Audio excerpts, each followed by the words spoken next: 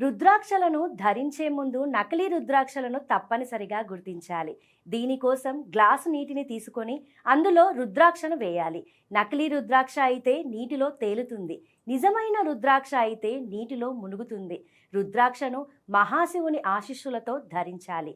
రుద్రాక్షను జపమాల రూపంలో ధరించాలి. అంటే పసుపు లేదా ఎరుపు లేదా తెలుపు రంగు దారంలో రుద్రాక్షను దండలా కట్టాలి. వాటిని మెడలో ధరించడం వలన మంచి జరుగుతుంది. రుద్రాక్షను జపమాల రూపంలో లేదా బ్రాస్లెట్ రూపంలో లేదా మెడలో లాకెట్ రూపంలో అయినా ధరించవచ్చు. రుద్రాక్షను నల్ల దారంతో కట్టకూడదు. అంతేకాదు, వేరొకరు ధరించిన రుద్రాక్షను చేతులతో తీసుకోరాదు. రుద్రాక్షను ధరించే ముందు తప్పనిసరిగా గంగాజలంతో శుద్ధి చేసి శివుని పాదాల వద్ద ఉంచి పూజించిన తరువాత పంచాక్షరి మంత్రాన్ని జపిస్తూ ధరించాలి. రాత్రి నిద్రపోయే ముందు రుద్రాక్షను మెడ నుంచి తీయాలి. శౌచాలయానికి వెళ్లే ముందు రుద్రాక్షను తీసి పక్కన పెట్టి వెళ్ళాలి. రుద్రాక్షను ధరించిన వ్యక్తులు మధుమాంసాలకు దూరంగా ఉండాలి.